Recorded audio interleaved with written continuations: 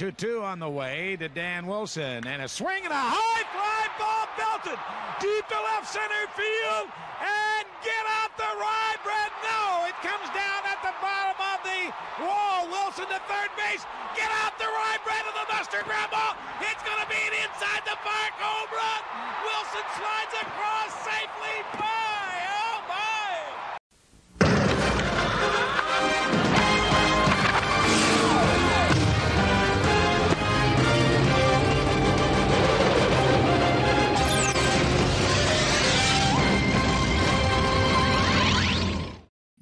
And good evening, Mariner fans and everyone. And boy, what a 24 hours it has been. I was saying last 12 hours, but it has been a pretty busy time for me as a YouTuber. Had covered the Mariners getting their butts whooped or already butts whooped. Then we did the emergency podcast in the morning. And now here we are to talk about the hiring, or first the firing of Scott Servais, and then the hiring of the beloved Mariners catcher legend, Dan Wilson. And Steve, how are you doing? And thanks for reminding me. Got to put that. I got to change my thing too. Oh yeah. I'm indifferent. What's funny is I thought something was going on last night when RoofTopSports basically cut the feed and Scott Servais didn't go to his usual post-game presser. And then we hear of team talks, and, closed door meetings. And I would probably assume that the decision was made last night, at the conclusion of being swept. News broke this morning.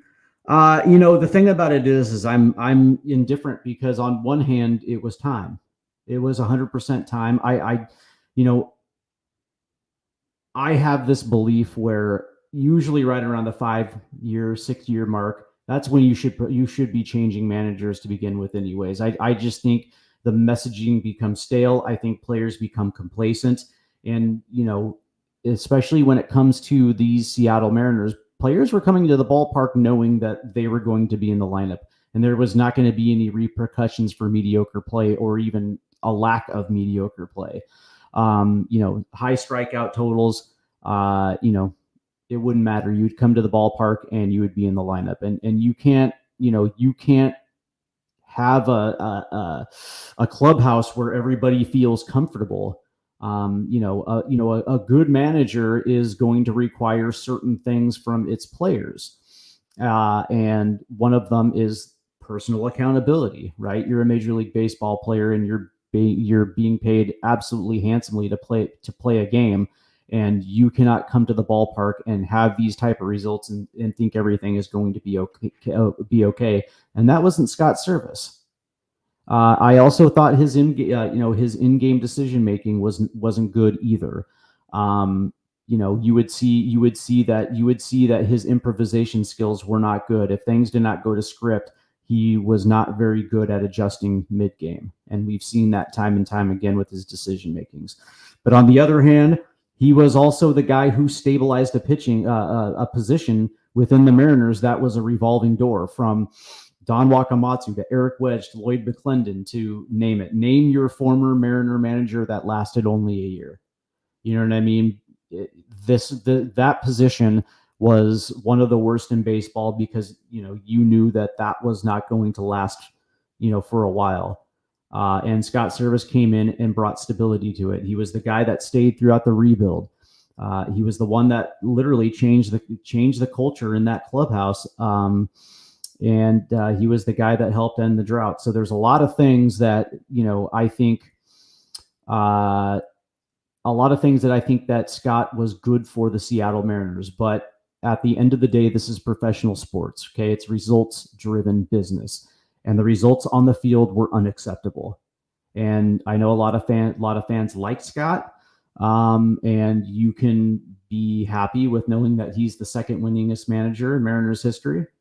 But at the end of the day, for the expectations that were set from the club, he was not even close to meeting those expectations, and it had to be done. I mean, everyone knows how I feel about the firing of Servais. I don't think I really have to say much because I've been saying it since basically day one of my channel. And I pretty much did it within 5 videos of this YouTube channel. My last straw, it was already 2018. He had Robinson Cano. He had Nelson Cruz, Kyle Seager, Felix on his tail end. Could have been a third starter more. But I know I said that this morning. Yeah, well, in 2016, Felix was still Felix. You know, that didn't happen. Felix, yeah. And the point is, though, he couldn't break 90 wins with that kind of core. And people are trying to say, oh, he just didn't really have much to work with. He had plenty to work with. And they're trying to say the rotation was bad. Yes, it wasn't like, obviously, this year, but it also was at least serviceable. You still had Paxton, still had Taiwan Walker. If Felix was used more in a much more efficient way, then it could have worked. But yeah, but you know, and also knowing Jerry DiPoto, he could have went out and, you know, he could have augmented those rotations if that team was on the front foot. And I think that right there is the crux of the problem, is that Scott Servais teams started so slow that by the time the deadline rolled around, you didn't know if they were in it or not. So, yeah, pretty much. I mean, the last straws, Yordan Alvarez, Robbie Ray. Yeah. All the bullpen decisions. And you could just see the lack of discipline, because if there was discipline on the team, you wouldn't see mistakes happening over and over and over again. They would have been fixed by now, but it wasn't fixed. And we're here on August 22nd. Mariners are now going to be 5.5 games back, I would believe, because Houston's winning at this time. Tonight. Yeah. Yeah, with their winning. So Mariners, they better, I hope Dan Wilson takes care of business, but I don't think I really want to talk too much about Servais. There's just no point. You've already said it. I've been saying it for the last 2 years.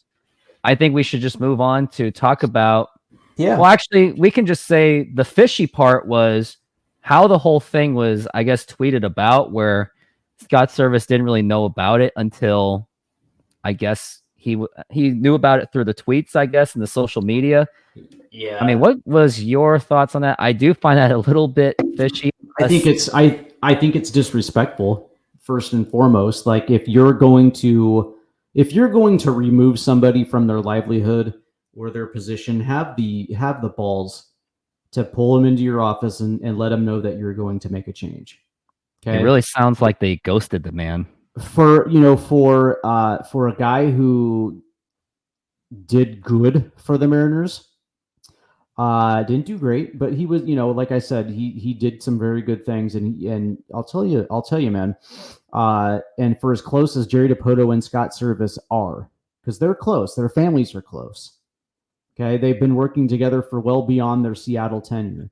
And to not have the balls to pull him into your office, somebody who you consider a very good friend, and you can't, that's the way he finds out. I would probably, if it were me in that position, I would find it hard to talk with that person ever again. Because, understand it's business. Of course, man. Of course it's business. But at the same time, it's like there's a right way and there's a wrong way of doing things. And letting somebody find out via tweet is, you said it's fishy. I call it incredibly disrespectful. Yeah, I mean, as much as I don't like Scott Servais at all as a manager. I mean, I'll acknowledge him, great person. I mean, he's probably a cool dude. I liked when he defended Cal Raleigh, protected him from being ejected. That was exactly what he was supposed to do. Yeah. I mean, but yeah, and I don't like him. I didn't think he was a good manager, but I didn't like how it was handled. Like, it's one of those things where you got to do things the formal way, especially like you said, they're like really good friends. And now it seems that he may never talk to Jerry, like you said. And now it's going to be interesting how it goes.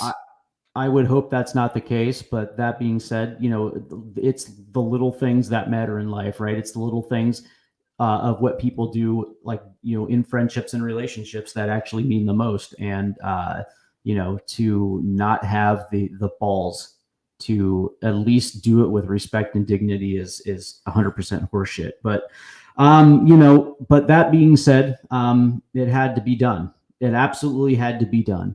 And you and I were never the biggest Scott Servais fan. I thought that he was, I thought he was soft at best. And I know that the players liked him. The players loved him in a lot of ways. But that being said, you're the boss, right? And you can have good working relationships with your employees or your ball players, but there has to be a level that separates you from your ball players. And I just didn't think that, I thought they cultivated more of a kumbaya type attitude where there was more brotherhood than there was accountability. That's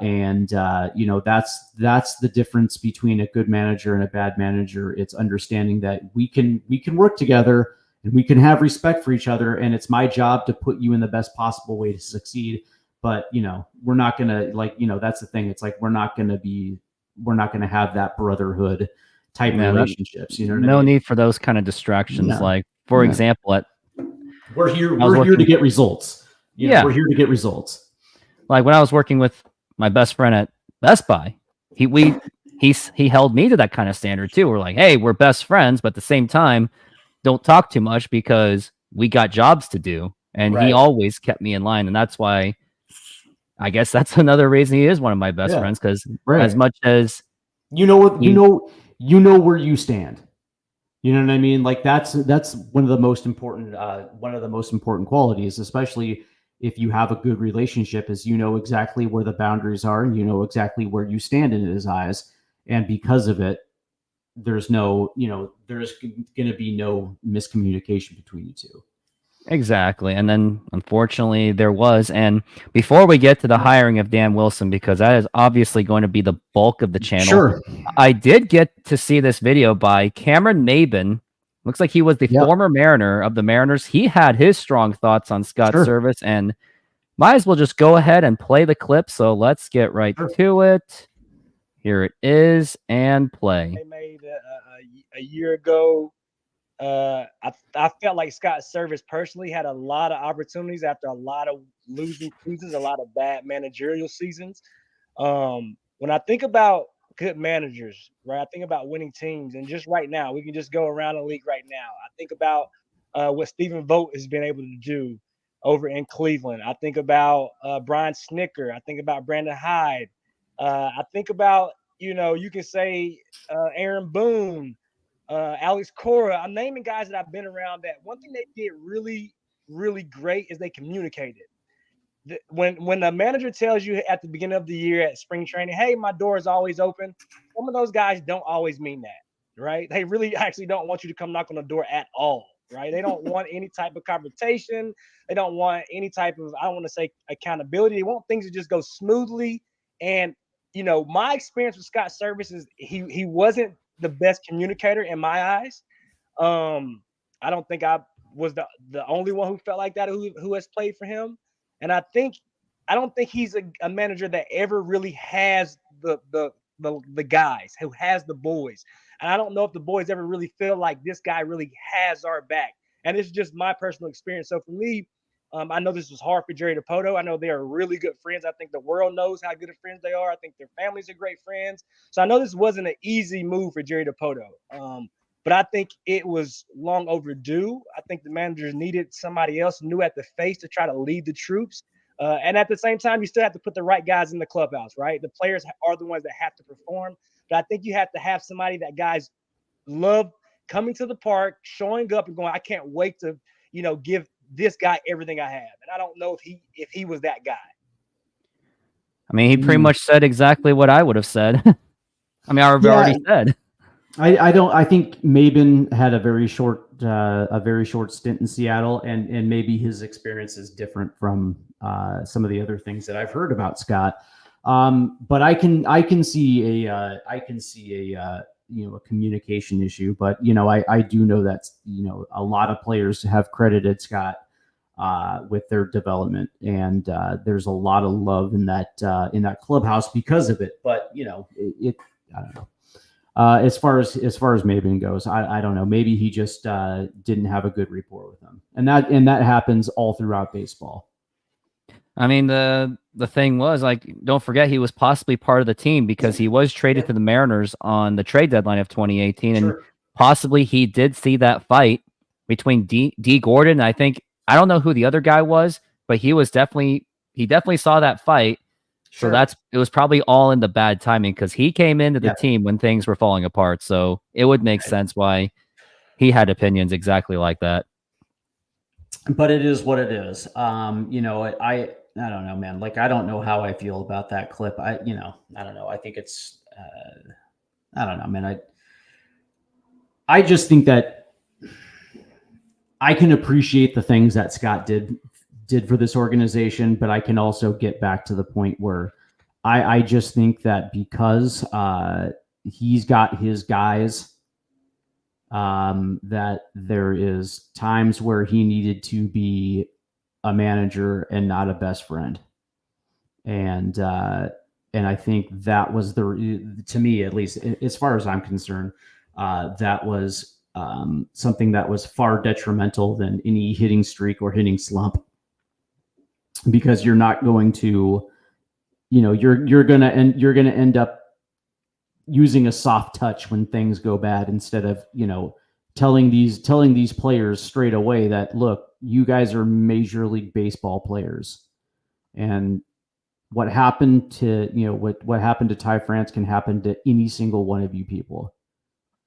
You know what I mean? Like, there are consequences for the way that you're playing. And as we've seen, those consequences hit Scott. But I'm looking forward to Dan Wilson, man. Dan the man. I got my thoughts on this because this, to me, this didn't rub the right way. Dan Wilson's appointment. So we can get into it whenever you like, man. Well, before we do, I did happen to dig around.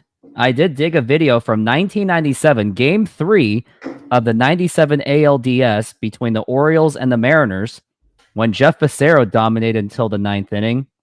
Right. Heathcliff Slocum came in and he was just walking everything. Granted, he got out of it. Slocum. But there was a point where they were interviewing Dan Wilson on his thoughts on the Mariners bullpen. And maybe just by this clip, maybe we can get an idea of who Dan Wilson might be as a manager. Granted, this is his 30-year-old self. I think around 28, actually. But here it is. Will he get the win or another blown save? Wilson going to the mound. We asked him, how do you deal with this bullpen this year? The tougher part for me is to know when to be positive and know when to go out there and maybe rile them up a little bit and get them going. And these guys have, to their credit, have really worked hard all year. They've tried to make adjustments throughout the year and have really worked on their pitches. And as long as the guys are doing that and working hard, there's not a lot of things you can say to them other than just trying to pump them up and give them confidence out there, tell them that they, we know you can do it, you know you can do it, and let's just go out here and do it. What are your thoughts on that? Like, what kind of impression you got out of that? I mean, I've always loved Dan Wilson. The thing I'm looking forward is to seeing what kind of leeway, what kind of runway is Dan Wilson going to be able to get, right? Is he going to be a Scott Servais yes man to Jerry DiPoto? Is he going to actually manage in his own style, left to be alone with the lineup card? You know what I mean? Versus, Scott Servais, who was being spoon-fed from Jerry DiPoto every single game. Where that comes from is Lou Piniella. That attitude is a direct reflection of the dude that you play for, because Lou Piniella was no nonsense. It was literally as simple as you could get. If you're not hitting, you're not playing. You know what I mean? Like you and I talked about the A-Rod comments when he was on 710 Brock and Salk, where Lou would bring you into his office and it's like, dude, you're hitting 076 with 2 strikes. That is unacceptable to the point where we're going to send you down to Tacoma for you to figure out a few things, and then you can come up and then you can play. That's the reality. That's a direct reflection of Lou Piniella. Now, is Dan Wilson going to be Lou Piniella? I don't think so. I think Dan Wilson's going to be Dan Wilson. But the things that have rubbed off on Dan Wilson was a direct reflect of the guy that he played for 10 years in Seattle. I'll say this though, that I'm looking forward to it because Dan Wilson's a no nonsense type of guy. He can be the nicest dude that you'll ever meet, but he can also be the biggest prick that if he just said it right there. Like there's times where he needs to rile you up because you're being soft. You know what I mean? So he can be the biggest prick that you ever met as well too. And I hope he approaches this appointment with that attitude where it's like, listen, man, you come to the ballpark and there's expectations upon you to perform. Right. So I don't care if you had a good relationship with Scott Servais and you were his guy. There's guys in this lineup that are barely hitting 200 and are not hitting fastballs. You know what I mean? So it's like if you come to the ballpark every day and expect to be in the lineup the way that you're performing, think again. Because there's guys in Tacoma who would kill for an opportunity to get big league at bats. Samad Taylor rings a bell. Cade Marlowe rings a bell. Yeah, I mean, don't get me wrong, you're not going to be able to win with those guys, but they would kill for that at bat, for those type of at bats. And what kind of message would it be if he goes to Julio, Mr. $400 million contract, and say, listen, dude, we're sitting you for a couple of days because you are just not performing. And I wonder what kind of response Julio would, like, what the kind of response would they get out of Julio if Samad Taylor was taking his at bats? You know what I mean? Like he would probably be pissed, and that's kind of what you need from some of these guys. Like we haven't seen these guys play pissed off. Like that's kind of what that's like the intrigue of Dan Wilson to me. It's like, is he going to know exactly which buttons to push and when? You know what I mean? And and he comes from the old school. And I think what this team really needs is a dose of old school right now. But I don't know, man. What do you think?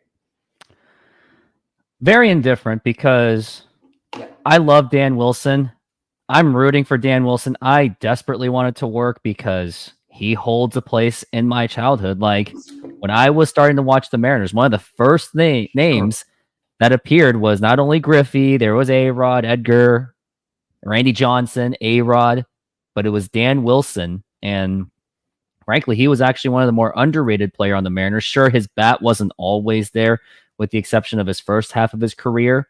But the one thing that held it together was his valuable glove. And at one point he held the American League record for defensive fielding percentage and also his leadership on how he handled those pitchers. Like he went through a lot with the team. He went through the worst bullpen in arguably the history of the Mariners, if not possibly the history of baseball.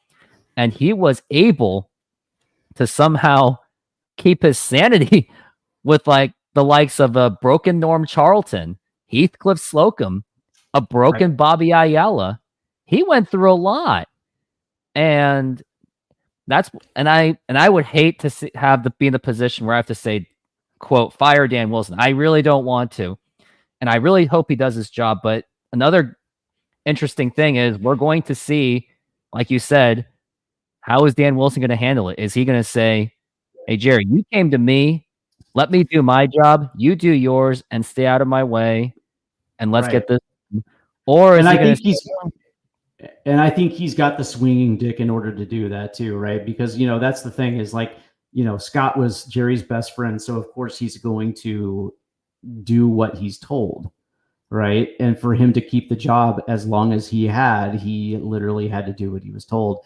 Dan Wilson, he's a former Mariner great, right? He's got gravitas because of it, right? And Jerry Dipoto is not a Mariner great. He's just the dude who can't build a team.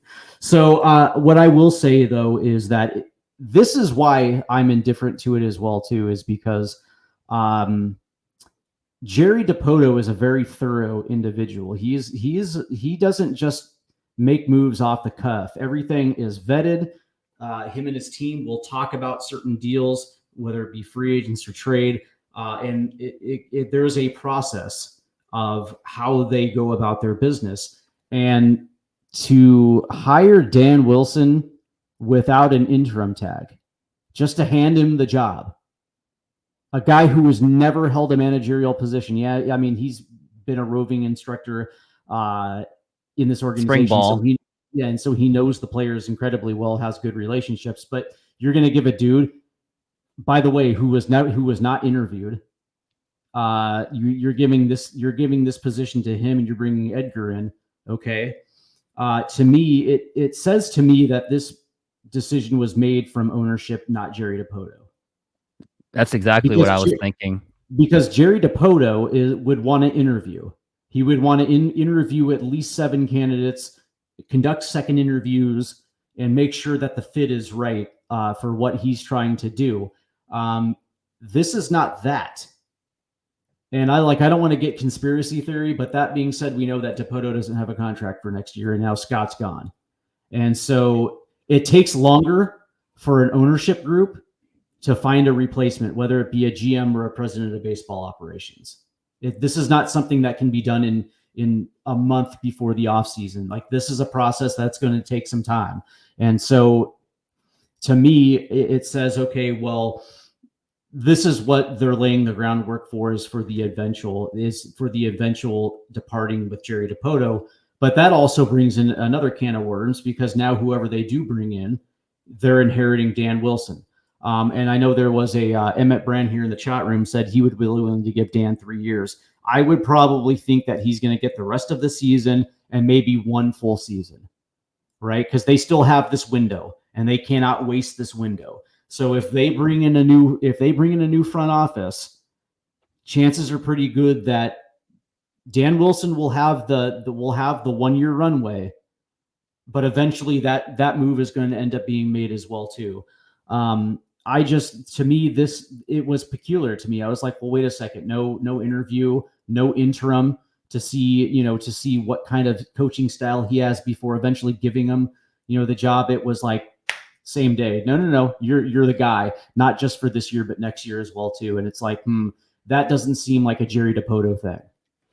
No, I think I said it early in the show that I was thinking of possible fan servicing, the stuff that Disney does with Star Wars. Yeah. I know you may not understand that, but that's what Disney does. And that's exactly how it felt, because Dan Wilson, he's a Mariner icon, Mariner Hall of Famer. Yeah. And it's Dan Wilson. Like, it's hard to hate the guy. And the other thing I kind of fear is if he doesn't do a good job, and if it is his fault, it's even going to be hard for me to say fire Dan Wilson, because I have the nostalgia thing in me. Yeah. Even though I want to say it. I can understand that, right? So, but that being said, it's all about results as well too, right? So the Mariner fan in me is like, I don't give a shit if you were a Mariner legend. We're trying to get to a World Series. You know what I mean? Like, that has to be the and this is not like the 54% thing where if you win 54%, you'll eventually end up there. No. We have this core and we have to get there, and we only have so much time. And so if Dan Wilson can't do it, then bring in somebody that can. But I'm more than willing to give Dan the runway himself, because it's like, I know they say that catchers make the best managers. Bo Mel, Don Walk, and now Scott Servais, and now Dan Wilson, right? So it's like, okay, well, Jake Taylor of Major League. Yeah, Jake Taylor of Major League. But I'll just say, I wish him the best. I really do. And of course, Edgar Martinez is now going to be a part of his coaching staff, which I know that fans are going to love the fact that Edgar's back in the dugout. And it also should be mentioned that when Edgar was hitting coach, I think it was like 16 through 18, 2015 to 18. And I'm looking up the stats right now, and he had, I think his offenses were ranked in the top 5 with WRC plus during his tenure there. I'll do it purely by runs. In 2015, when he came on in the middle of the season, Mariners actually finished 10th in the offense. In 2016, they finished, it was 6th, I believe. Yeah, it was 6th. And TK is right, though. Sorry to interrupt you. TK is absolutely right on about that. It's just in time for the 30th anniversary of 1995. 100%. Fan servicing, baby. Well played, TK. You're absolutely right. Go ahead. I apologize for interrupting. Go ahead. 2017, they were 15th, and that was like when Mitch Haniger was hurt, and that season was just weird. Like, 2017 was so weird that it was a blur, just as much as 2018 was. And 2018, well, they were 21st, so more like mixed results of Edgar Martinez, but at least he didn't finish 30th. But that was what, runs scored? Yeah, we're talking about runs scored. I saw a stat today that said that in the years that he was there, the Mariners were top 5 in WRC plus. So this is what I want to see. Okay, this will let me know everything I need to know. Okay, if they come in and they prioritize hitting the fastball, that's kind of what I want to see, because I'm tired of watching middle being fouled away or just swing completely right through. I want some sort of, on the first day, I want Dan Wilson and Edgar Martinez to come in and establish himself from day one and understand that it's not going to be this kumbaya brotherhood. It's going to be like, listen, dude, you guys are Major League Baseball players, and there's a certain expectation. If you don't, I don't care who you are, you're not playing. So Josh Rojas, Dylan Moore, Mitch Garver, Mitch Haniger, Dom Canzone. You know what I mean? It's like, even Randy Arozarena is not exactly safe either. Well, yeah, you're right. Like, nobody should feel like they're comfortable, right? So I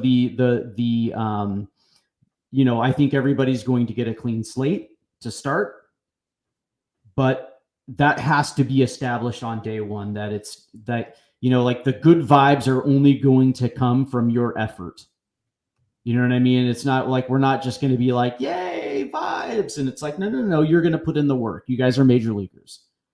And, that's the thing. It's like going to be the conversation between Dan Wilson and Jerry DiPoto. It's like, listen, here's the problem. Here's my problem. Josh Rojas can't hit a fucking fastball. He's at the major leagues. He can't hit it. Regardless of what we've been working on, he can't get the bat head out in front and drive a fastball. We need a third baseman who can do that. You know what I mean? So please do me a favor and prioritize third base this offseason if we're going to have any chance at making a run for this World Series. It's you get what I'm saying? Like, I hope there's that open line of communication. I hope that there's accountability. And I really do hope that, Dan Wilson has a little bit of that Lou in him, who is willing to pull a player aside and just say, hey, listen, dude, you're just not performing. So we're going to go ahead and bring up Cole Young from AA, and he's going to be taking your spot. And if you have any shred of professionalism in you, you are going to work hard to get that back. That's it. Let's hope that it works out, and we all want it to work out, which is why I really want to cover that game tomorrow, Dan Wilson's debut, so I can see exactly how it's going, to see the vibes, how they're approaching. Oh, so just out of curiosity, right? AF Veteran said Boone should not join this team. That would be bad on optics. For what reason? Maybe it has something to do with that steroid thing, or maybe he was talking about also the bone. Yeah, well, no, but it was Boone. Yeah, some other guy was talking about Bone as third base coach. You want to bring the band back together. You want to have Junior in the dugout too. You know what I mean? Like, I know. I really thought they were going to do it someday, because the only thing that could have saved this Mariners team is the high of nostalgia.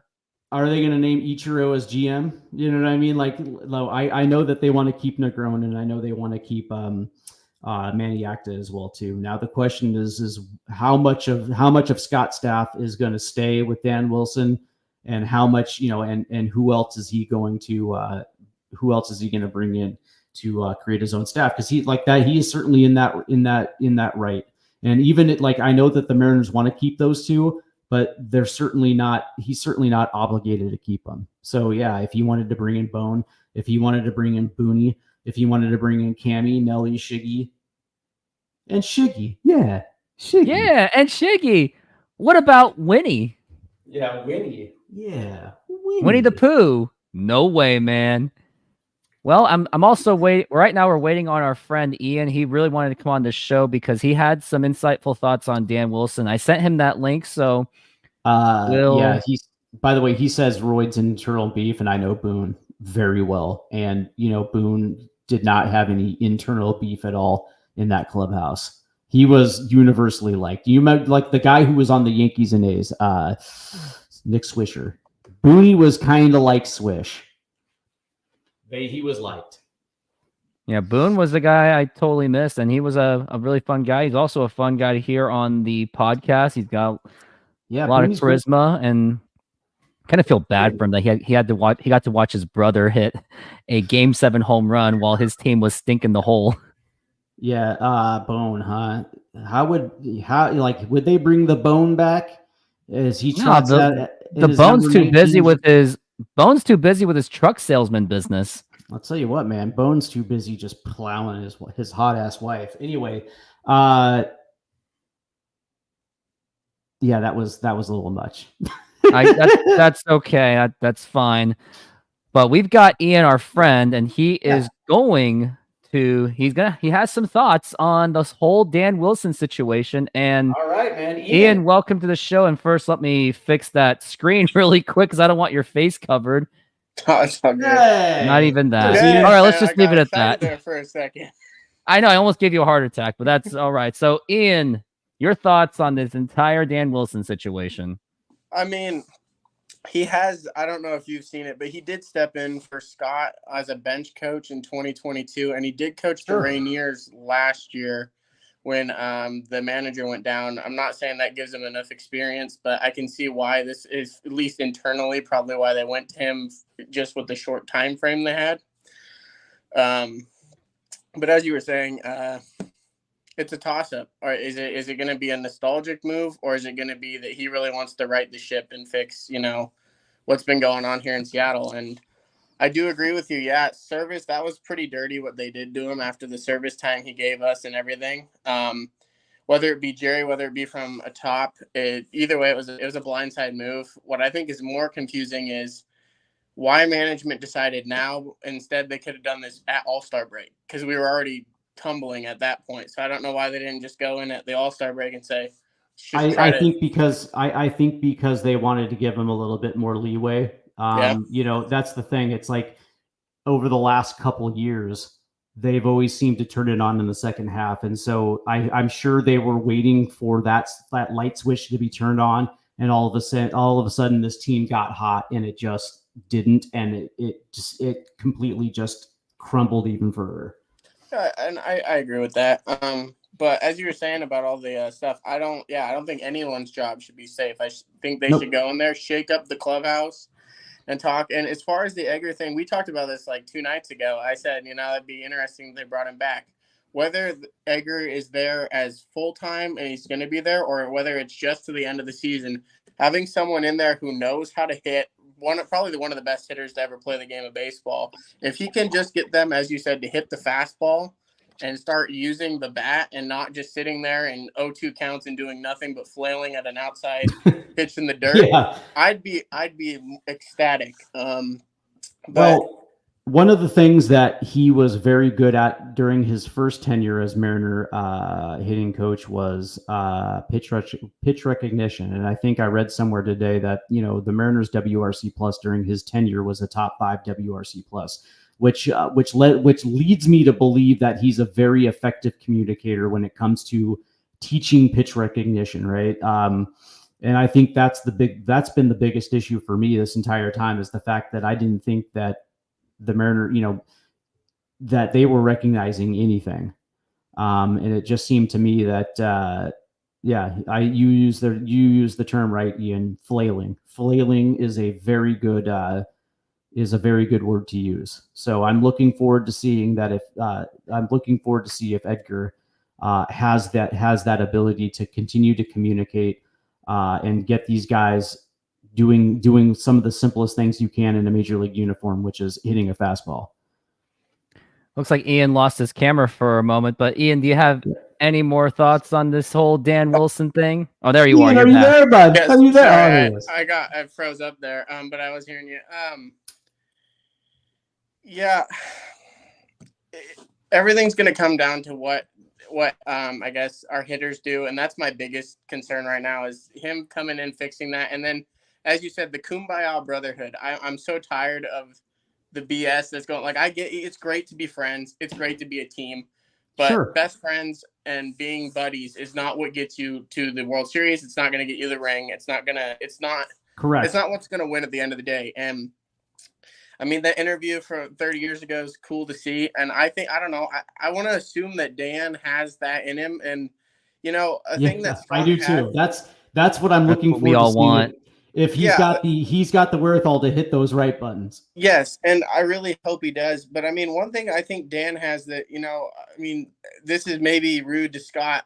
Scott was not a starting MLB catcher. He was a backup. Dan actually caught these guys. He caught one of the best pitchers to ever play the game in Randy Johnson. I would love to see his handling of the bullpen and how he uses them. I really think he's going to know what he's doing in that situation. He learned from the best. He did. Best. And I mean, another guy I want to see gone is our bullpen coach. I mean, I get that our bullpen's we don't have that prolific closer right now and stuff, but something's got to be done. Like Saucedo shouldn't be in the MLB right now. We should really bring up a minor leaguer to replace him. And other people in there, whether they're good or bad, there's a lot of problems. Like right now, if we were to play for the rest of the season, Munoz is your 75% best at times. And it's like, you can't roll him out every night. So what are you going to do when your pitcher, has a bad night like last night last night when they crap the bed and it's 8-1, the bullpen comes in and they can't hold them down either. It's like, what do? You can't just go to Munoz every at bat. Right. But, and this is, by the way, that was another Scott Servais problem because he was the guy that rode Matt Brash for 70 1/3 last season. And he pitched out his arm. But I do have a question to ask you, and I'm curious because I believe that this hiring of Dan Wilson came above Jerry Dipoto, because in everything that Jerry Dipoto does, everything is calculated, everything is vetted. And you can't tell me that he's been vetting Dan Wilson for the last 2 months, in interviews, anticipating something like this should happen. To me, it's because Jerry Dipoto wants to conduct interviews. He wants to get his list of candidates. He wants to make sure that it's the right fit or somebody that he can trust in the dugout. And then all of a sudden, not only is Dan Wilson the manager, but there's no interim, right? He's never coached at the big league level, and all of a sudden now he's not just for 2024 but 2025. And it's like, okay, so did this come from ownership? And is that something that should also be telltale to let everybody know that Jerry Dipoto himself isn't safe either? Yeah, I was actually going to address this, but I had forgotten about it. But I'm glad you brought it up. I agree with you. I think it came from above, and I think Jerry's too thorough to do that. But I also think we may not be seeing Jerry Dipoto next season. I think he may have also, he may have been given the boot. I don't know. Like last night, me and Rooftop were talking about it. When he didn't address and he was talking to the team, I don't know that him and Jerry didn't have a discussion last night. I'm not saying he told him he was getting fired. I think he still got screwed with that. But I think this might have been coming for at least a week, and it all just is falling apart because we couldn't win. But I think it came above Jerry, and it was like, Jerry, you're either getting fired immediately if you don't replace Scott, and we go above and we want Dan Wilson to be our manager because he's in the organization. We don't have to bring somebody in and interview and all this. It's quick. And I think they gave him that 1 year leash, as you're saying. I don't think they can give him more because they don't know what they're going to get. Now, if he does good, maybe they extend him.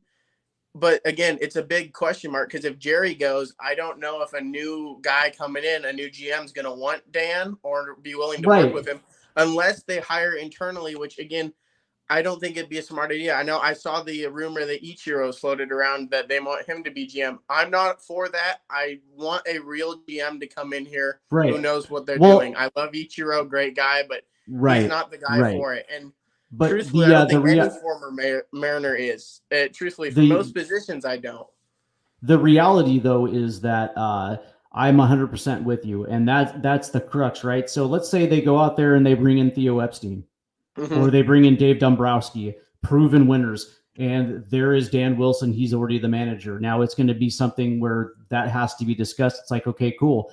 But do I have the wherewithal to fire Dan Wilson if I need to? Can I bring in my own guy? And if John Stanton is about winning, then that's not going to be an issue, right? Again, because any proven winner is going to want to hire his own guy that he feels is going to raise the level of this ball club. That being said, I don't want Ichiro as GM either. I mean, you might as well, put Brett Boone on the bench or put Bone on the bench and put Ken Griffey Jr. and, as president of baseball operations. You know what I mean? It's like, what are we doing here? I just think that, I think the writing is on the wall, because I really do believe that Jerry Dipoto did the worst thing he could have done by saying at the end of last season that he's doing fans a favor, that, you know, over a 10-year period, if a team wins at 54% clip, they're going to find themselves in the World Series. Now, it might not happen this year. It might happen 5 years on down the road. Yeah. But we're doing you a favor because we're going to be consistently competitive. But I also think the thing that really ruined his reputation with fans was speaking the entire offseason about how much their contact improved, only to come into the season and seeing one of the worst offenses, especially for contact. And I think that broke whatever will that he had with the team. And I've said this multiple times on Twitter, where it's like, listen, the biggest problem is not that Jerry Dipoto doesn't get it, but he can't sell it anymore. Right. And he's lost all credibility with this fan base. And so, okay, fine. You fired Scott Servais. Great. But the reality is that was only 50% of the equation. Right? Yeah. Because accountability starts at the top. And, you know, that's the thing. It's if John Stanton's about it, he makes that move as well, too. And, you know, he says, you know what, Jerry, you know what, on further consideration, you're out. You're out, too. Yeah, no, I 100% agree with everything you just said. The question, right, because Dan Wilson is the stabilizer. He brought him in to stabilize it, right? And it only would make sense to bring him in to stabilize the situation where you can clean house. Yes. And again, as we're just touching on that, I don't know that it was, I think it was a board member decision. I don't know that it was just Stanton, but I'd hope that Stanton is the guy who's initiated all this, because I'd hope he'd care about this club that he owns, but don't know yet. We'll see in the coming months. But, you know, if he is fired and say, I mean, just for a lack of better word, say Dan turns this team around, they have like a little run like they did in 95 or even in 2022 and make the playoffs and they go deep. The question is, if we do get a new GM and he wants to clear house next year, would Dan get his feelings hurt? And that's what I'd be more worried about, is just, you know, the fans, how they'd react if they did. And hopefully everyone be professional if they want to bring someone else in. Because I love Dan, but if the other GM who's coming in, if we get a new one, he thinks we have a better manager we could hire to get us to the World Series and do this for more than just a 1-season thing or a 2-year thing and compete at that high of a level, then I'm all about it. I'm all about a new one. Again, I'm not, you know, I love the Mariners. I love the history of the Seattle Mariners, but at the end of the day, I want to see us win and I want to see us build something here. But to just touch one more thing before I do your next topic, third base, as you said, we need a third baseman, not a platoon. We need to find one this offseason, and we need to put a lot of money on it, or just find somebody. Because, as you said, I would tell Rojas right now, you know, I'm sorry, bud, but your job's not there. You don't perform at the high enough level to be in here. And other guys, just, you know, even JP Crawford, I'd say, look, dude, I know that you're a favorite of the guys, but I mean, we got I can't think of his name right now, the AA guy. He can come in and Cole Young. He can come in and take your position and play and be on a cheaper contract and deliver. Like, JP has not been what he was last year. And it's the sad truth. But I think a big reality check I'd like to see is I want to see Julio get benched. I want him to be put in his place because, you know, I love Julio's a great guy, great kid. I want to see his reaction. I want to see him get angry, and I want to see his reaction. Yeah, I want to see him get angry and get on that heater he had last year. But I'm just tired of the fact that every single season, it's like, at least he starts off slow or stuff, but he walks around with swagger. It's like, that's good to have, but I get annoyed of you sitting there dancing or having fun in the dugout. I can see you, but you're not doing what we pay you to do. What we gave you a bigger contract to use it in a comparison without getting into another A-Rod thing, because we talked about him last night. We didn't pay A-Rod that much, and we gave it to Julio, and he doesn't put up the numbers that A-Rod was when he was here that young. So I want to see more out of Julio than what we get. And another guy I just want to see Dan Wilson set the tempo early on day one and just say, listen, you guys are Major League Baseball players. Okay.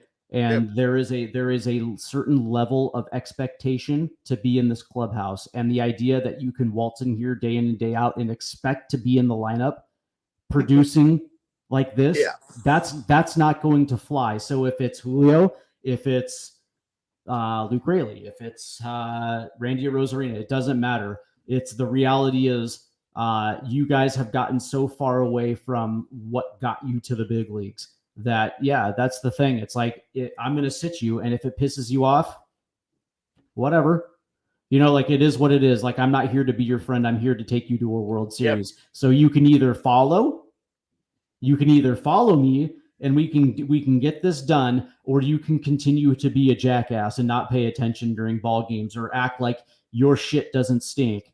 When really it's like, dude, in the 2 seasons that you performing, I'm talking about Julio, you've actually put together 1 full season worth of production in 2 years. Mm-hmm. And this year has been a complete shit show.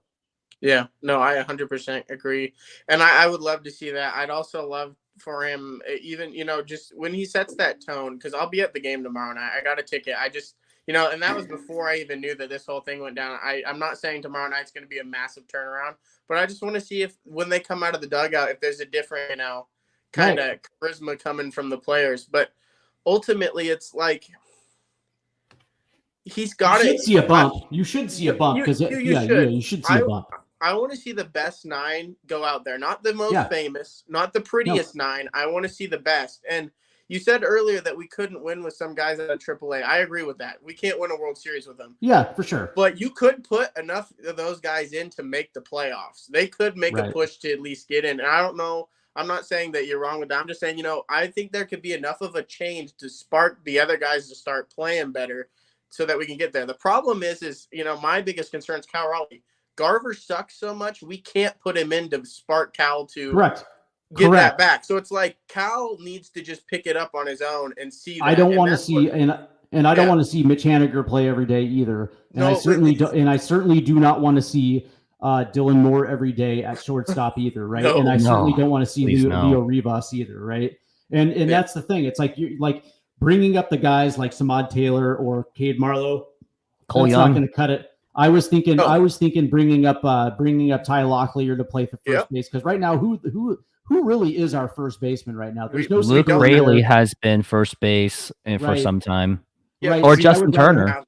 I would literally have Justin Turner DHing every day, and I would have Luke Raley in the outfield, in right field, and I would have Ty Locklear playing every day at first base, and I would bring up Cole Young. He's had what now?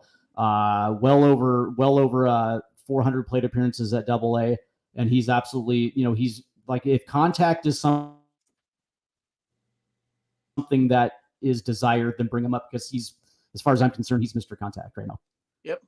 And the thing I would be curious, you can win like that. Yeah. The thing I would be curious about, is I think a good way to get a glimpse of Dan Wilson on how he does and how he's able to run the team, or how he's allowed to run the team, is looking at that first lineup card. Like, if we see like nothing but platoon things that Scott Servais did, then that's an indication that Jerry has Dan Wilson by the balls. I don't necessarily believe that, because he only can work with what he's got at his disposal. But that being said, you can also come in and just say, you know what, forget about the playoffs. Let's not think about this playoffs. Let's just think about this game right here. Right. And then if we handle our business, if we play with a sense of urgency and take it game by game, instead of just having that fucking arrogance that Scott Servais had, where it's like, well, we're just doing these things because, we're just preparing for the playoffs, like it was a foregone conclusion. You know what I mean? Every game has to be played with a sense of urgency. But if he goes to Jerry DiPoto and say, hey, listen, here's the thing, I want to put Raley in right field, and he's going to be there versus right-handed pitching and maybe even some left-handed pitching. He's going to be my new right fielder, period, point blank. Mitch Haniger goes to the bench, and he's only going to be used in pitch hitting situations from this place forward. So that means I'm going to use Turner as a DH, bring up Ty Locklear. Bring him up. I need a first baseman who can hit from the right side. Bring up Cole Young. I would like to think that they would do that. I want to say, Dan Wilson doesn't strike me, with the person who managed him, Lou Piniella, he doesn't strike me as the kind of guy in this organization that would roll over and listen to Jerry DiPoto and let him grab him by the balls. I don't think at he least I take, hope I don't not. think he takes the I don't think he takes No. this job to do that. No, and I truthfully think, we'll notice a big change. Either Jerry's gone or Jerry is completely changing his whole ideology right now, at least as far as if he has this job for next year. He's going to have to buy in on what Dan Wilson says because he can't fix us. I got a question to ask both of you. Okay. Yeah. So let's just say that Jerry DiPoto does get this offseason. Okay. Let's just say that Stanton goes to him and says, here's the deal, man. You were on the hottest of hot seats. There is only one way that you can get us out of this. And that's by getting this team as close to a World Series as you can possibly get, if not the World Series. Do you think Jerry DiPoto ditches his whole, I won't spend on free agents because I don't want to lock myself into one position? Do you think Jerry DiPoto goes out and has literally one of the greatest off seasons as far as signing free agent bats, or makes, trade some of these prospects and bring in some of the heaviest bats that he possibly can? Yes, I'll go first and then let Rooftop get that. Yeah. Yes, I think he does. And I think he does it with an urgency because I want to believe that Jerry DiPoto cares and really wants this job. And this is not just a hobby of his. Baseball isn't a hobby. It's his job. And I want to believe that. The question, we'll see it. But I think if he does get that offer and that's really what's going, he has to spend. And that doesn't mean he's going to go out there and get a Juan Soto, 43-year-old Andrew McCutchen. That means he's going to go out and get the Juan Soto, or he's going to go out and get Blake Juan Snell. Soto, Juan Soto and Pete Alonso are free agents this offseason. I don't know if you saw that. I talked about it with Rooftop yesterday. I wanted to ask you with your thoughts. So Blake Snell came out and straight up just said he didn't even get contacted by anyone in the Mariners. And to me, that infuriates me because what did Jerry say? He was going to go out and get us pieces. You would never turn – I don't care how great our pitching staff is. You got rid of Robbie Ray, who's having a good second half, and you're going to tell me that the reigning Cy Young winner, who's now turned on a heater the last 6 weeks and threw a no-hitter, you're not even going to attempt to talk to him? See, to me, that just – By the way, a guy who wanted to be in Seattle. Like he said, come get me. That dude wants to be in Seattle, and he didn't get a phone call. And what's funny is his idea of bringing in pieces was bringing in a washed Mitch Garver, bringing in a washed Jorge Polanco. And what's funny is a lot of people didn't see this. Like, I remember when those guys were brought in, and I'm very familiar with Garver, and I was like, well, that dude's 33 years old. You know what I mean? When they traded Robbie Ray for Mitch Haniger, I was like, dude, that dude's 33 years old, and both of them have injury issues, right? So it's either they're past their prime or their injuries have caught up with them, right? And so I took it like, okay, well, on paper, it looks like they're improved. You know what I mean? But the proof is going to be in the pudding. Like that was the idea of pieces. I think I told Rooftop about this. I can't remember. I was pissed when they traded Ray. I've liked Ray for a while. Yeah. I thought he would come back and be good and be able to help us because people shit on him last year on his one start. I'm like, dude, he blew his arm out. That it happens. Yeah. Of course he's going to put it on him either. I'm not I was never the biggest fan of Robbie Ray just because I like pitchers that are that are conservative with their pitch counts, because Robbie Ray just loves to strike people out. And he was at 100 pitches by the 5th inning. You know what I mean? It's like we never got deep into the 7th inning with Robbie Ray, which is something that used to piss me off a lot about Robbie Ray. But that being said, you had a feeling that Robbie Ray was going to come back from this injury and be awesome. And he's certainly been awesome since he's coming back. And I got to be honest with you, the idea of you're going to trade him and then all of a sudden you're going to hand the keys over to Brian Wu as your 5th starter when we know that Brian Wu has injury issues. And sure enough, he started the season on the DL. And it's like, dude, imagine this rotation with Robbie Ray. Yeah, it would it would be better. And I mean, Wu's had a good season. I like it, but it's just I do too. Not to just, say that. I would have rather had a Robbie Ray who could have come in before, because Wu was out for a long time. Robbie came back because Wu, he came back, got hurt again. Robbie came back before Wu came back from his 3rd stint on the IL, and it's just But I think what pissed me off about it is Mitch is old, and I get he hits some home runs here and there, but he is not even giving us what we need. And I really didn't like the Garver trade because yes, the Rangers won the World Series, and in my opinion, one of the worst World Series I've ever watched. The Diamondbacks shouldn't have been there. They weren't there. I mean, they're showing it this year. No, They're not why? that amazing. Yeah. And, it's just the Rangers are a good team. They're having a rough injury thing this year. But, all the trades we made, I wasn't sold. As you said, they're old. They're coming off injury, or they're not producing. The other thing is it's the ability not to bring in guys that come from ultra hitting parks in lineups that had ultra protection, right? It's like Teoscar Hernandez started his career in Toronto and was in a lineup that had Bo Bichette and Vlad Jr. hitting in the Sky Dome, and now you're bringing him to T-Mobile Park. That he had I want to see guys who have played who have for instance Cody Bellinger.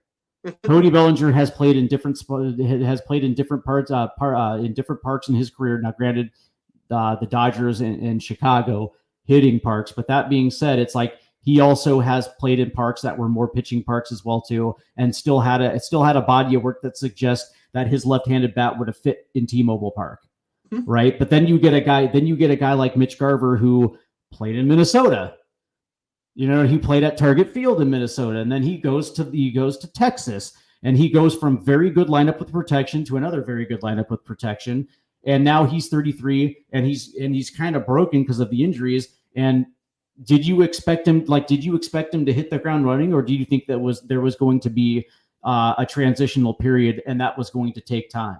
You know what I mean? And it's and Jerry Dipoto is allergic to signing guys to big contracts. And look at what Bellinger ended up signing for. 3 years at 22. That's not necessarily the richest contract. And it's what's funny. It's bat profile makes sense. Imagine what this lineup had with Cody Bellinger attached with Randy Arozarena and Julio Rodriguez. That would be an outfield that you could start. Because, I mean, I love Randy Arozarena. I do like that. I think he's going to take time. And a lot of people can't hit in T-Mobile now, a Safeco T-Mobile, whatever you want to call it. But do you know why Nelson Cruz was so good at T-Mobile Park? Because he did exactly what he had always done, which is feast on fastballs.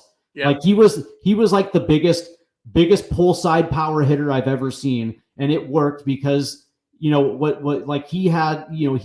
that plate vision where he just knew in counts that he was going to get it, and all he had to do was put the bat out in front, and chances were pretty good he would either get a base hit or hit a dinger. You know what I mean? And to me, Randy Arozarena is the second coming of Boomstick, and that's what I want to see Dan Wilson and Edgar Martinez do with Randy Arozarena. Just I don't give a shit if it's the first fastball of an at-bat. If you get it, swing at it. You know what I mean? Let's break this down to the simplest of forms.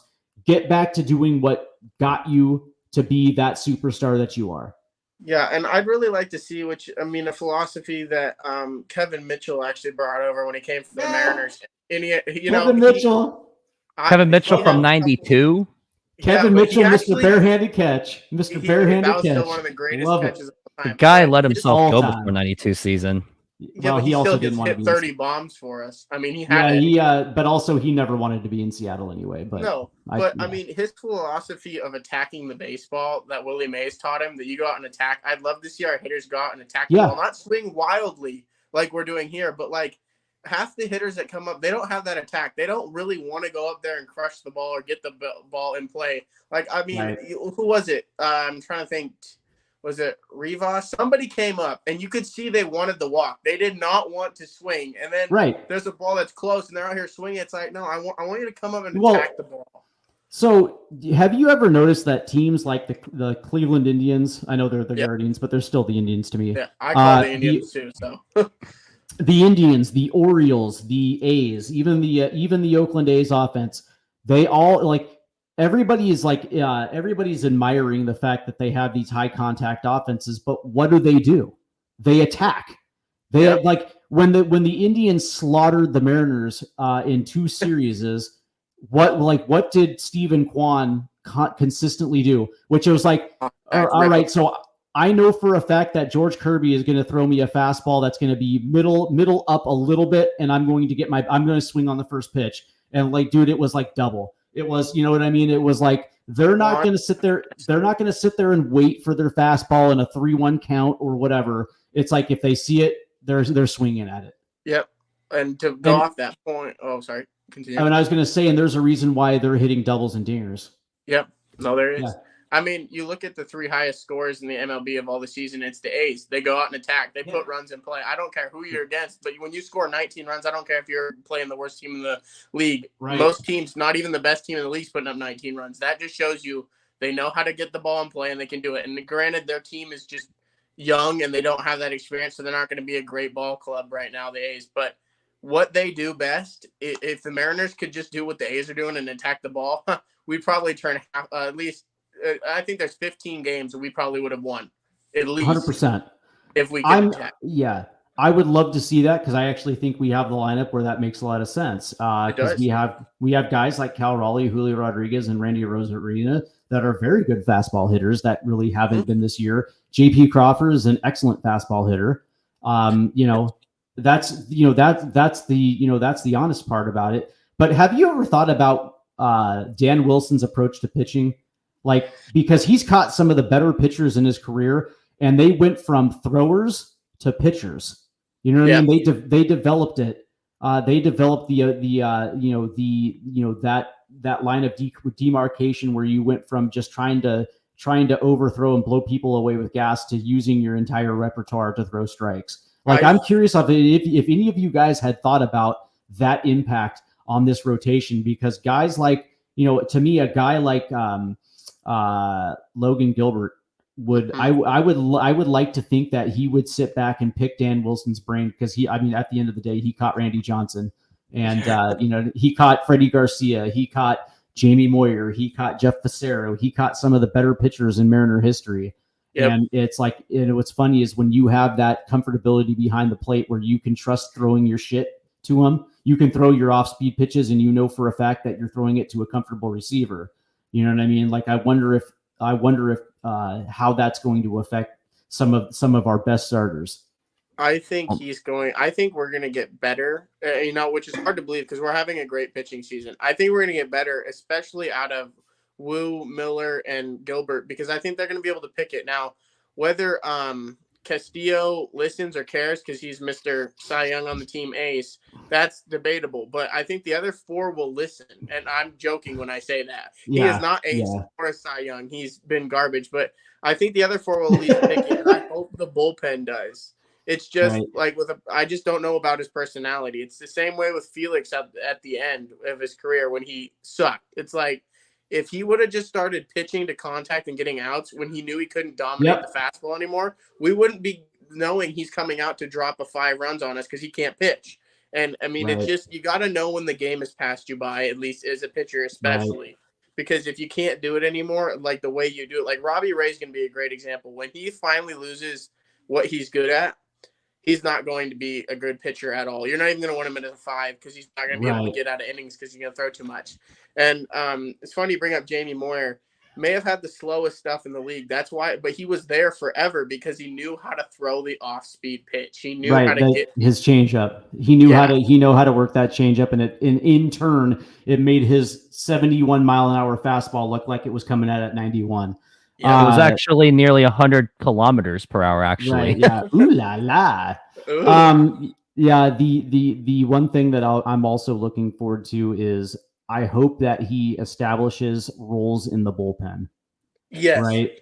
Where it's like your closer, your setup, your second setup, your versus lefties, you know what I mean? And it's like, but also understanding that there's going to be times where matchups don't make sense. Like, the Boston series to me will always stand out as like, what the are you doing? Right. Yeah, and what's funny is, they got Gabe Spire down in Tacoma. I would actually send Taylor Saucedo down to Tacoma and I would call back up Gabe Spire. I still think there is something left in the tank of Gabe Spire, but also it's like, there's going to be first guys out of the bullpen. That's going to be until you can prove that Dan Wilson can trust you. Glasses. What's his name? Trent Thornton. Trent Thornton and JT Chargois are going to be first out of the pen, and then Colin Snyder, Austin Voth are going to be middle relief, and then you're going to have that's my setup guy until proven otherwise, and then that's my closer. And you know, and it just might be Andreas Munoz my setup guy, and Jimmy Garcia is my closer. Yep. I was going to say I'd like to see him go at least because obviously trade deadline's over. But look, if we could find a closer, because I'd like to see Munoz in the setup role. You know, yeah, I don't think even in the high leverage, he does what Rodney does, and he just puts too many men on base and then gets the final out, and it just scares me to the point where it's not enough. And I really do think we're going to get something, and I think Dan Wilson next year. I wouldn't be surprised if this offseason he goes to Jerry and says, we need a bullpen, and I need guys that I can count on in the middle relief, and then definitely in a setup and a closer. And he said, if I can only get one, I want a closer so that he can set up the rest. Yeah, no more picking guys up off the trash heap. DFA candidates like as reclamation projects. Go out there and actually get me a closer, right? So I can get the proven arms. Get the proven arms, and it's like we picked him up from the Rays when he was there with Diaz. He was our setup. He had one good year and then just fell apart. But it's like I understand that what's his name? The guy who we had in 2021. Bishek? No, that was 16. We're talking. I think it was Casey Sadler, maybe. Oh no, 2021 is the tall guy. Kendall Graveman. Nope. I guess he'll look it up. He's got. Well, while you look it up, the other thing I question too is I looked at Bryce Miller's Savant page, and the biggest thing I've noticed about him, he pitches 43% on his pitches. They are gas, and to your point, like when you said how he developed Freddie Garcia, how he helped Jamie Moyer with his longevity, I wonder how much he's going to help Bryce Miller and say, hey, you don't have to rely on the fastball every single time, because that's the one weakness Bryce Miller has, is that he is heavily fastball reliant. The name was Drew Steckenrider. Oh, right? yes. Yeah. So it's like, here's the thing. It's like, you're going to have to go get me a proven closer. Imagine if we still had Paul Sewald at the back end of this bullpen. And then you didn't have to do that. I just like those days of trying to find scrap heap reclamation projects, because for every Paul Sewald that you picked up off the scrap heap and turned into a closer, you have the Trent Thorntons of the world that didn't work, that are not Taylor Saucedo. Taylor Saucedo, and it sucks. I mean, I like Sauce, but I'm with you. It's like you need guys who are you can count on. And right now, is there any one guy in this bullpen right now that you can count on 100% of the time, all the time? No, I wouldn't say that. Can't name one either. I wouldn't maybe Colin Snyder. I kind of like Snyder, but that's telling you exactly where this bullpen is right now. Yeah, and I mean, as much as I also liked Brash last year, but the thing is, it took time for me to get adjusted to him. As good as he became at the end of the season, he was also pretty erratic too. Yeah. He was. He had his moments where he was really bad and really good. But I mean, Brash's slider is nice, but I will say this, that he just developed a splitter, man. Yeah, like his command was shaky. You know what I mean? It is what it is. But and don't get me wrong. I mean, injuries played a very big part in this conversation, because you did lose Brash, and the guy that you got from the Chicago White Sox, Santos has not been available. So I mean, a lot of that had to play into it, but also he did not have to trade Paul Sewald to the Arizona Diamondbacks last year. That's funny. He did not have to do that. I hate that trade. I don't like Canzone. I said it ended the season. Marlowe, I think both of them are useless. They're not going to be a part of here. And who else we get? Rojas? Wasn't that the other guy in the trade? They got Rojas, Bliss, and Canzone. So Bliss is all right, but like the other three, I'm just no. I mean, let's understand they're all AAA depth. Yes. They're all AAA depth. Like on a very good team, those guys are in Tacoma. Oh yeah, you know what I mean. But, I guess And like maybe Canzone is your fourth outfielder because he can play all three, right? So maybe he might be your fourth, but he is a guy who should be playing maybe once a week, twice a week to give a guy spell. But he should be in Tacoma playing every day down in Tacoma. Yep. And the reason why I didn't like it is because it was waving the white flag on the season. Like when you sell, you're waving the white flag, and it's sending a message to your clubhouse that you don't believe that this team is capable of coming back and winning.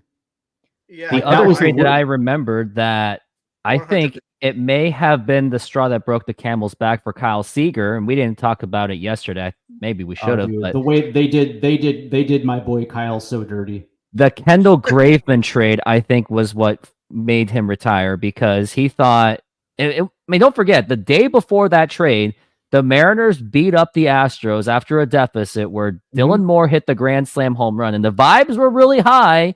It was like Mariners maybe had a chance, and then we're looking at the trade deadline, refreshing our phones, notifications, and then what do we see? No big bat.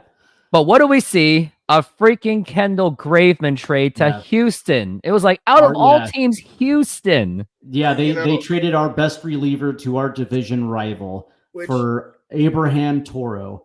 And Joe Smith. And Joe Smith. Yeah. Well, it was a horrible trade. Kyle Seager could have came back in 2022 as a bench guy. They could have used him. Yes. They could have used him as a left-handed DH. bat off the bench, spot starter. You know what I mean? Yeah, exactly. He can play. He can DH. And as a matter of fact, that probably would have been the best course because the Mariners didn't have a DH in 2022, right? So the reality was that they forced him to retire via email. Yep. A dude who was the heart and soul of your team. He went through some of the worst years in the last 20 years. Yeah, like Seager was the heart and soul of this team for a very long time.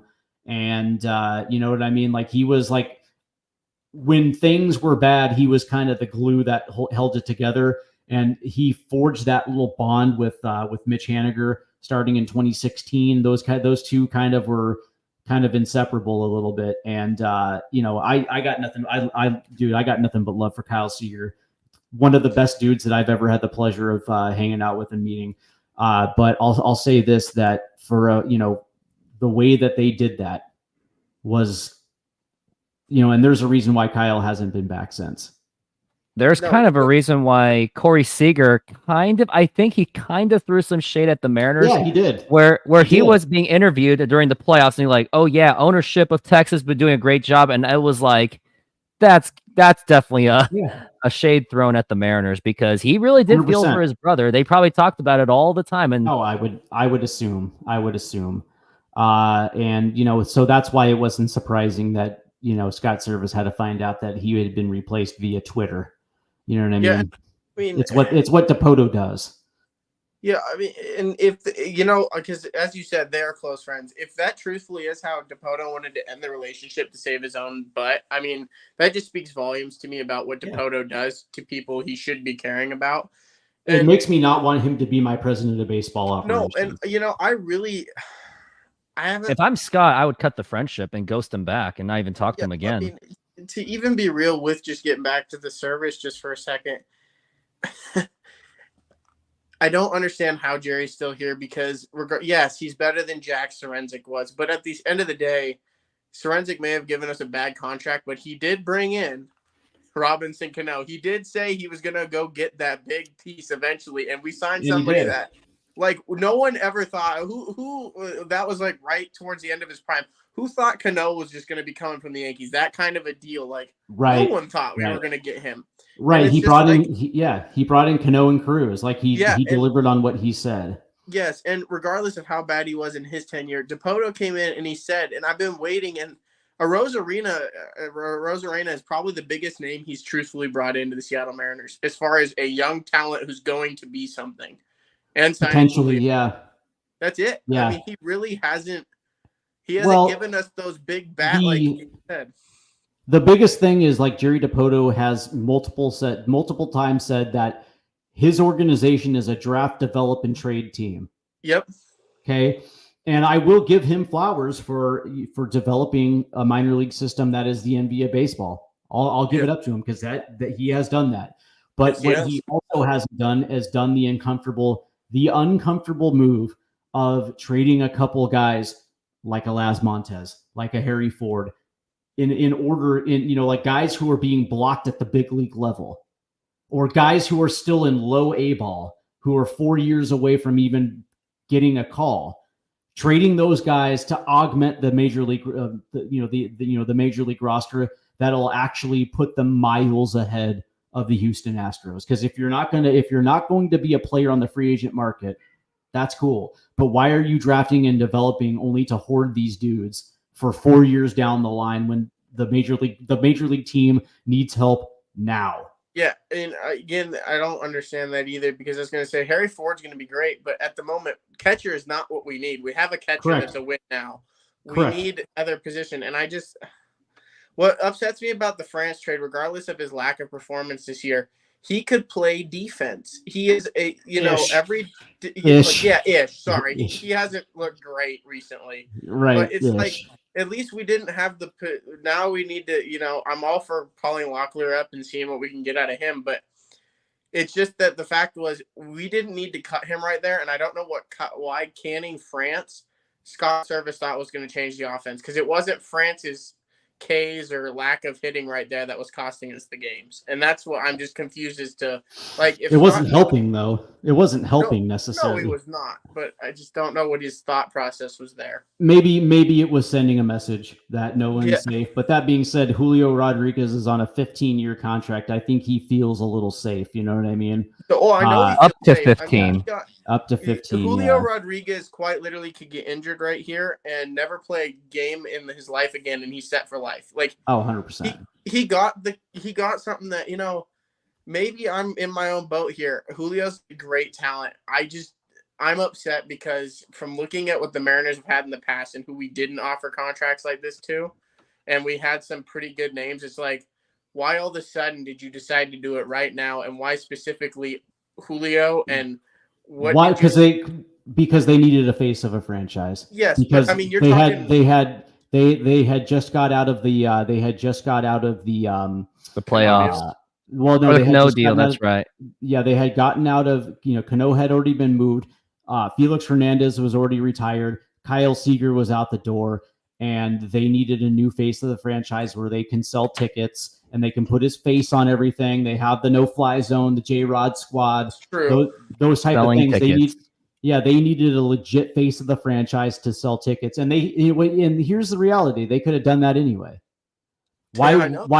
Why would you give him the contract 2 months into his baseball career and heap that much pressure on the kid? Because now he has to perform up to the standards of a contract where all you needed him to do was show up to the ballpark every day and have fun and play baseball and just let the numbers be what they are and let him just mature at his own pace. But all of a sudden you gave him the most lopsided contract a rookie has ever gotten. And now he has to come to the ballpark with the entire organization on his shoulders, and he has to perform. And you can exactly what I was going to ask you about. And people wonder why he's struggling. It's like, dude, I probably would too if I was 22 years old, making do everything. Yeah, I would too. And I thought it was a detriment to Julio, and I thought it was a detriment to the Mariners. But they needed a face, and he could have easily just been the face. You know what I mean? And you could have waited to year 3. Yes, you know what I mean?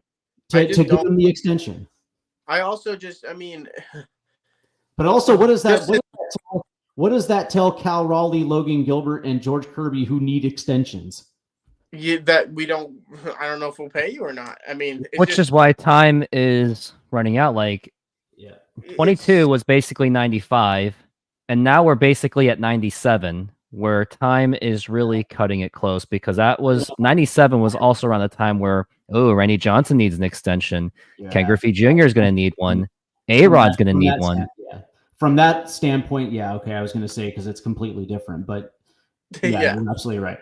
As far as the contracts go, but yeah, that's the thing is I think that from an ownership standpoint, I think they're also looking at this as like we have 3 years left before we lose a bunch of these dudes to free agency.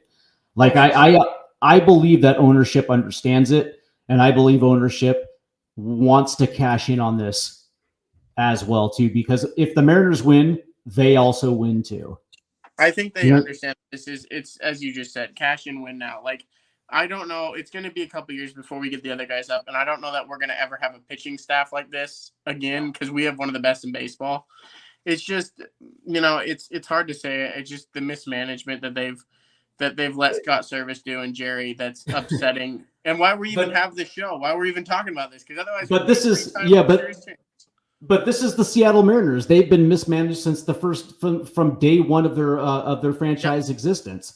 The only time when they were not mismanaged was during Pat Gillick's 4 years, where this was where this baseball team was smooth and it was competitive, and they seemed to do everything right because you had a proven winner in charge of it, right?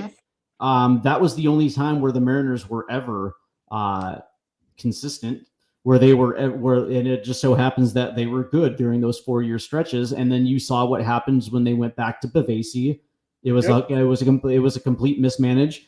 Zarenzik, who was a scout, who never had held that position before, completely mismanaged it. And Jerry Dipoto, on one hand, has done very good building a minor league organization, but from a major league standpoint, he just cannot build a major league team. Yeah, no, he can't, and that's where we're at right now. And I hope this change really does spark an actual change in the organization and everything. But I mean, it's unbelievable to me that the way it happened today and how it came out. Because we had talked about this last night when the press conference didn't go after the game. And I mean, I didn't even cross my mind. And then I see that first tweet go out and I'm like, I thought it was a joke. I'm like, oh, somebody's having a great day. Okay. And then I'm like, wait, this might be legit. And then it's just like, why? And then the questions like you asked, is this from Jerry or is it? And I'm like, no, it's got to be from above. There's no chance it was just Jerry, because Jerry's not gonna do that. But Jerry's just the mouthpiece. He's just the mouthpiece. Come in now, like either way, like even if he tried to do interviews, who wants to come in for a month left? Like, granted, they could have a chance at the playoffs, but with the way this team is hitting, you don't have a hitting coach secure. Obviously, Dan knows Edgar, so they can bring him in, but you don't. Like most guys don't have that readily available to them unless you're maybe super special. It's like, what are you going to do? So if Dan Wilson does it right, they have a shot at this division. No, they do. I think if it's done right, this is one of the worst years of baseball I've seen as in a term of winning from every team club, and especially with the Astros being not. I still think they're going to be great in the playoffs because they're the Astros. They know how to win. Right. But I think the Mariners, if they play good, can run them down, at least hopefully win the division, get in. Granted, I don't know how deep we're going to go because it depends on our bullpen, if there's massive changes, and can our offense show up each night and give us 5 or 6 runs and have good pitching? Well, if you look at the schedule, it's now or never for the Mariners, because their schedule is going, like, over the course of the next 3 weeks, it's the lightest portion of the schedule that they have. Yep. And it's also conversely the toughest stretch of Houston's schedule as well too. So it's now or we need to win out. We basically not win out, but we basically need to win the next. It has to be a run even more impressive than September of 95. That's what it has to be. You need to win 15 out of the next 18. Yes. You know what I mean? Like it's something like that. But I mean, the schedule is there for them to take advantage, and it's now or never.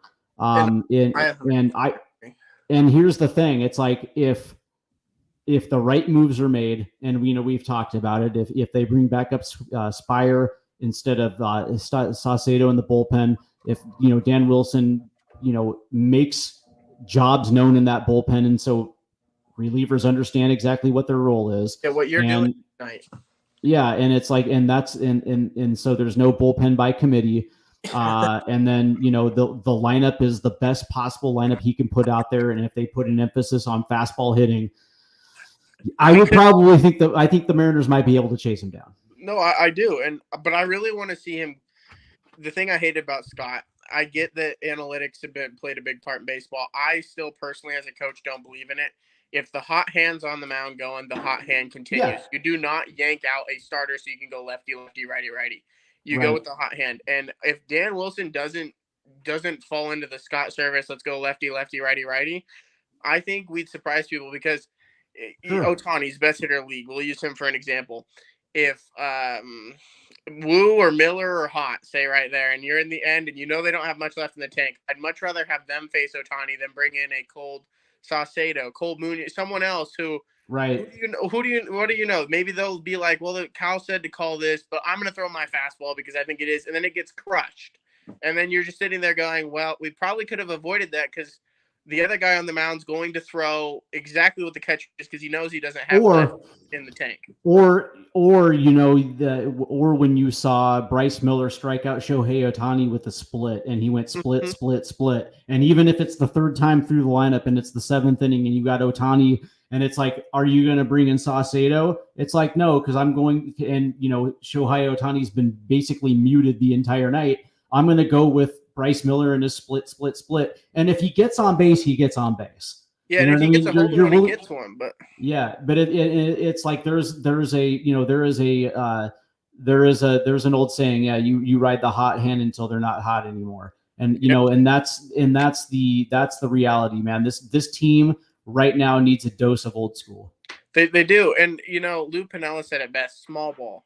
I want us to go back to small ball. I've never been a believer in the long ball. Granted, you can have hitters who can do it, but like, truthfully, if you really look at the last 20 years, and I'm just going off of ones I can think, and I use them a lot. The 2009 Yankees are the only home run hitting team I know of that you could be like, you're going to get a home run almost every other inning. You have the Teixeira, Matsui, and A-Rod. A-Rod, Jeter was kind of a home run hitter that year. Those three were crushing the ball.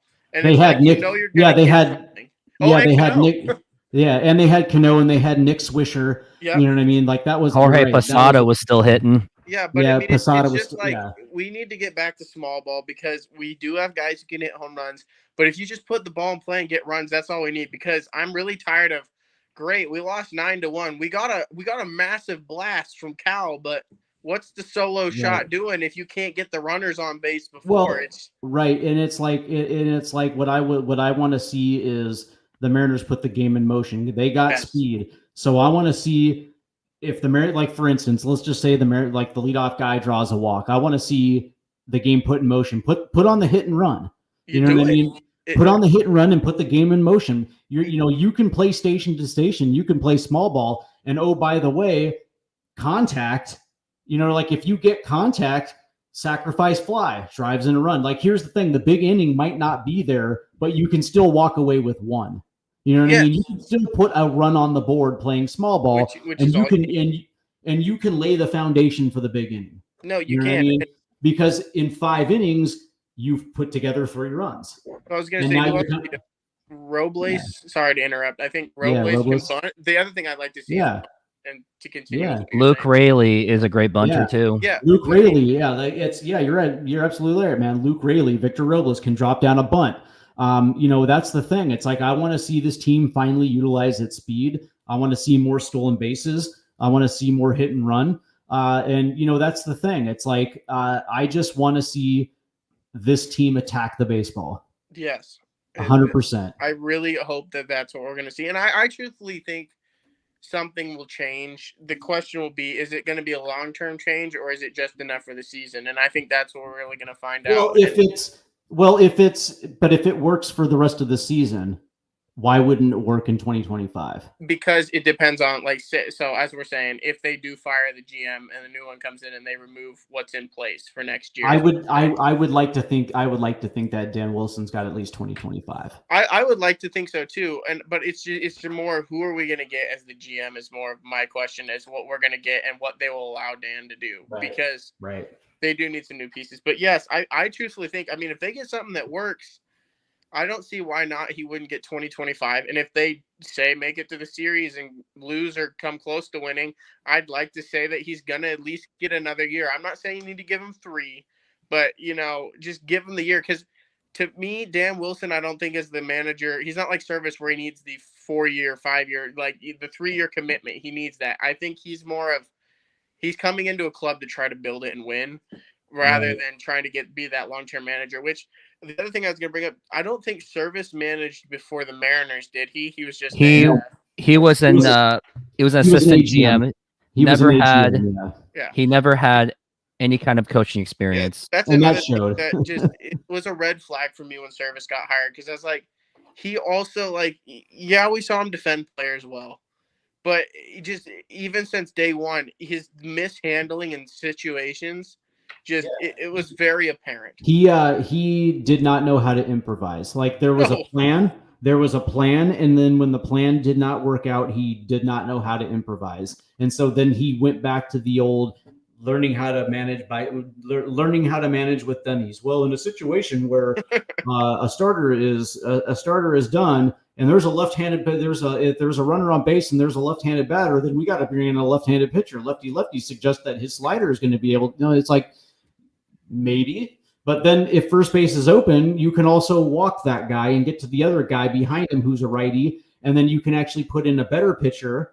You know what I mean? You can put in a better pitcher who actually induces a ground ball double play, and then you're out of the inning. I think that's what also upset me is he never walked people when he needed to. Yeah. Like, if the dude's hot, walk him. Rafael Devers, man, in Boston. See, that Boston series, I don't even want to talk about it because of how upsetting that whole series was. Were you in the series in Detroit?